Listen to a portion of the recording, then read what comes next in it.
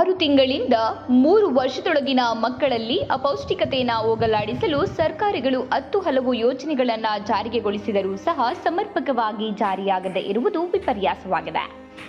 ಹೌದು, ಇದು ಚಳ್ಳಕೆರೆ ತಾಲೂಕಿನ ದೊಡ್ಡೇರಿ ಗ್ರಾಮ ಪಂಚಾಯಿತಿ ವ್ಯಾಪ್ತಿಯ ಬೊಮ್ಮಸಮುದ್ರ ಗ್ರಾಮದ ಶಿಲ್ಪ.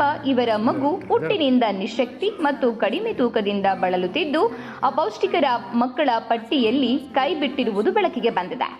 ಜನಧ್ವನಿ ನ್ಯೂಸ್ ಗ್ರಾಮದ ಕುಟುಂಬಸ್ಥರ ಮನೆಗೆ ಭೇಟಿ ನೀಡಿದಾಗ ಮಗುವಿನ ತಾಯಿ ಶಿಲ್ಪ ಮಾತನಾಡಿ, ಪ್ರತಿ ತಿಂಗಳು ಅಂಗನವಾಡಿ ಕೇಂದ್ರದಲ್ಲಿ ಮಗುವಿನ ತೂಕ ಮಾಡಲಾಗುತ್ತಿದೆ. ನಂತರ ಅಕ್ಕಿ, ಬೇಳೆ ಜೊತೆ ಪೌಷ್ಟಿಕ ಆಹಾರ ನೀಡುತ್ತಾರೆ. ಸರ್ಕಾರ ಅಪೌಷ್ಟಿಕ ಮಕ್ಕಳಿಗೆ ಆರೋಗ್ಯ ತಪಾಸಣೆ ಮಾಡಿಸಿ ಉಚಿತ ಔಷಧಿ ನೀಡುತ್ತಾರೆ.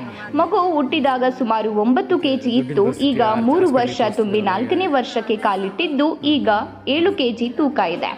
ಮಗುವಿನ ಚಿಕಿತ್ಸೆಗಾಗಿ ಚಳ್ಳಕೆರೆ, ಚಿತ್ರದುರ್ಗ, ದಾವಣಗೆರೆ, ಶಿವಮೊಗ್ಗ ಸೇರಿದಂತೆ ವಿವಿಧ ಆಸ್ಪತ್ರೆಗಳಿಗೆ ಚಿಕಿತ್ಸೆ ಕೊಡಿಸಲಾಗಿದೆ ಎಂದು ಹೇಳ್ತಾರೆ. ಅಪೌಷ್ಟಿಕ ಮಕ್ಕಳೆಂದು ಗುರುತಿಸಿ ಪೌಷ್ಟಿಕ ಆಹಾರದ ಜೊತೆ ಹಾಲು, ಕೋಳಿ ಮೊಟ್ಟೆ ನೀಡಬೇಕೆಂಬ ಸರ್ಕಾರ ನಿಯಮ ಜಾರಿಗೆ ತಂದರೂ ಸಹ ನಿರ್ವಹಣೆ ಹೊಣೆ ಹೊತ್ತಿರುವ ಸಿಬ್ಬಂದಿಗಳ ಬೇಜವಾಬ್ದಾರಿಯ ಪರಿಣಾಮವಾಗಿ ಅಪೌಷ್ಟಿಕತೆಯಿಂದ ನರಳುತ್ತಿರುವ ಮಕ್ಕಳ ಸೌಲಭ್ಯದಿಂದ ವಂಚಿತರನ್ನಾಗಿ ಮಾಡಿದೆ. ಅಪೌಷ್ಟಿಕ ಮಕ್ಕಳನ್ನ ಪತ್ತೆ ಹಚ್ಚಿ ಅಂತಹ ಮಕ್ಕಳಿಗೆ ಸರ್ಕಾರದ ಸೌಲಭ್ಯ ತಲುಪಿಸುವ ಪ್ರಾಮಾಣಿಕ ಪ್ರಯತ್ನ ನಡೆಯಬೇಕಿದೆ.